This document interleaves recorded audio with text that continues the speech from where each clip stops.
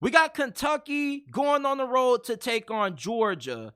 And when these two teams play, it's mostly pretty close. At least when you watch this game. Now, if you go and you look at the last couple of matchups between these two teams and you just check the box score, you'll say, man, JT, these games weren't close. Georgia blew these fools out. No, you actually have to watch the games.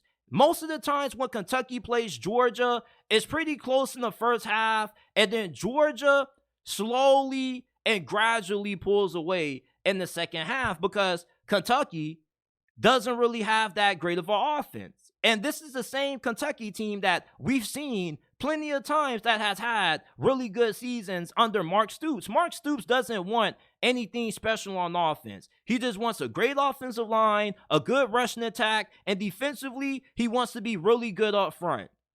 And if you're talking about, the second most physical team in the SEC behind Georgia, you got to go Kentucky. One thing that Kentucky is always good at is being very good up front. Last year, their offensive line was really bad, which is uncharacteristic because they normally have one of the best offensive lines in the SEC. They call it the Big Blue Wall for a reason, and the Big Blue Wall is back, baby.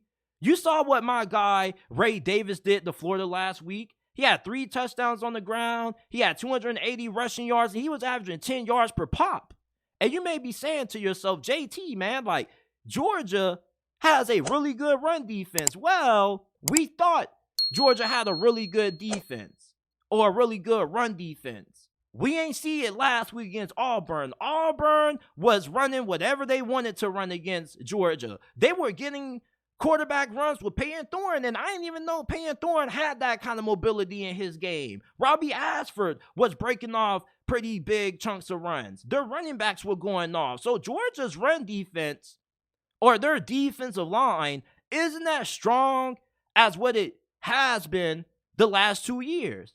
And there was going to come a moment where Georgia's defensive line was going to drop off because their last 2 defensive lines are arguably some of the greatest in college football history. A lot of players that have started on Georgia's defensive line over the last 2 years are now starters in the NFL, and for very good reason.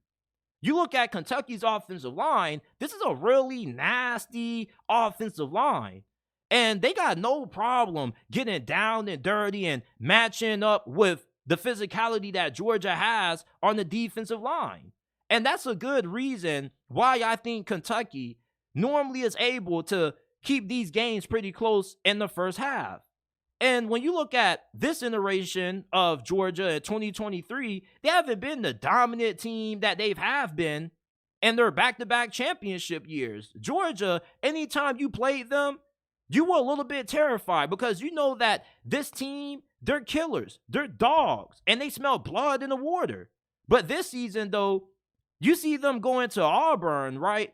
And you kind of expect them to blow Auburn out because that's what the previous iterations of Georgia were able to do. The previous Georgia teams were really dominant, and when they had a mismatch, and anytime they were playing against a team that was in their conference that they were expected to blow out, more times than not, they blew them out.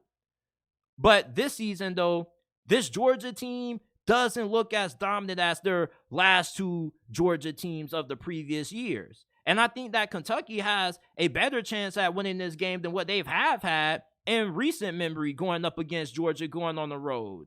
Now, for Kentucky to win this game, even if Ray Ravis goes off, they need Devin Leary to wake up. If Devin Leary can play this game like how he was playing at NC State prior to that injury that he suffered last year, Kentucky can absolutely win this freaking game.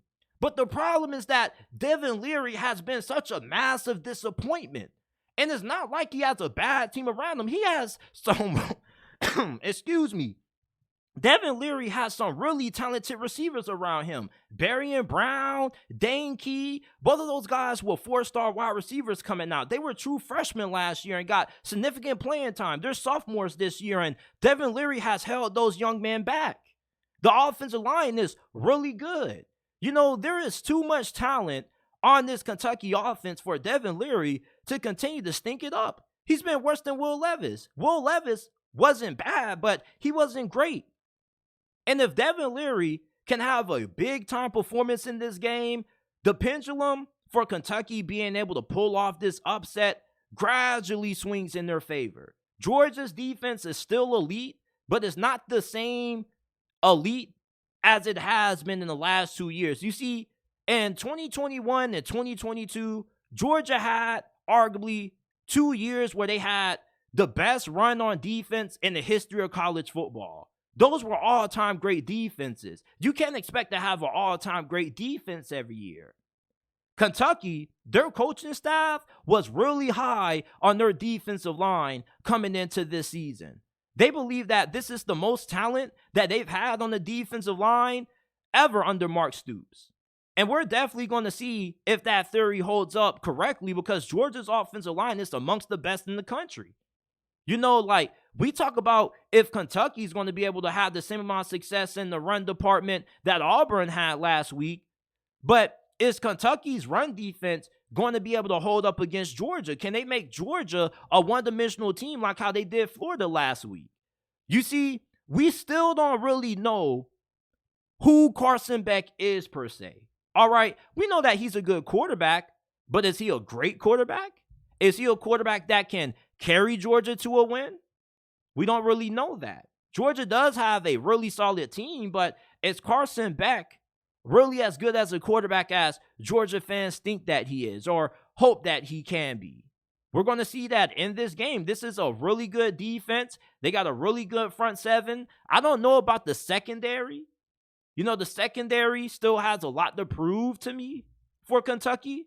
But with how good this defensive line is and how good they are at being able to slow down the run game, like, they're top 5 in America in rushing yards per game allowed.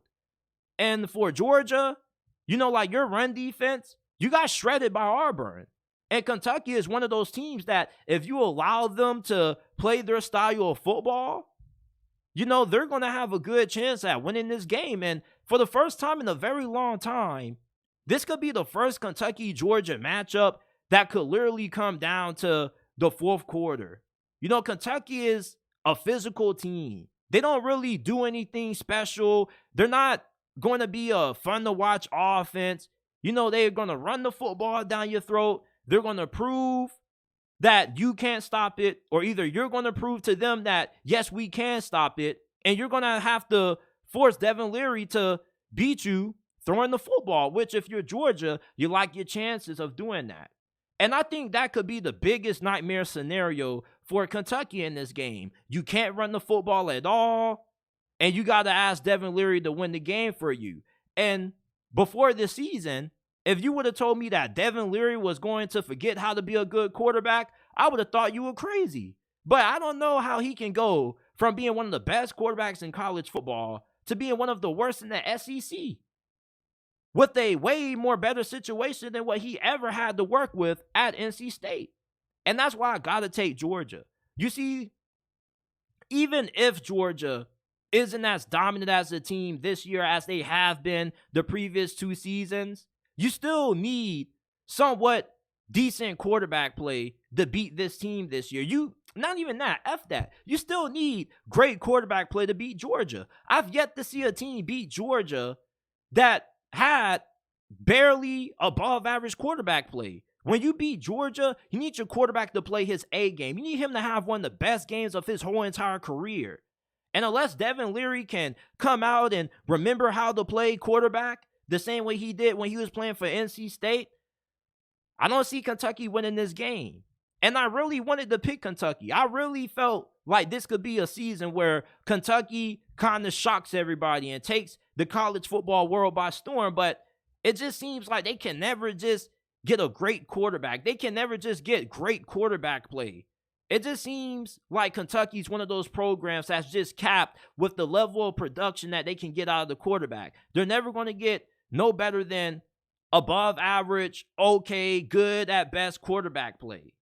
If Kentucky could get an elite quarterback in there and he could play at an elite level, this is a team that this season I strongly believe could win the SEC East with how Georgia has played. But Georgia, you know, they're licking their chops because they're looking at Devin Leary and they're like, man, like, we're not even worried about Ray Davis. Like, let's just stack the box and force Devin Leary to beat us. And Kentucky fans are going to say he's still trying to get back into the rhythm. You know, he missed a good amount of last year due to that injury, and that's understandable, but we're nearing the midway point of this year. How much time do you need to bounce back? You know, you're going up against the best team that you're going to face all season, number one team in America right now. If that doesn't motivate you to play your best football, nothing will. Give me the Bulldogs to win. 31-14 is my final score prediction for this game.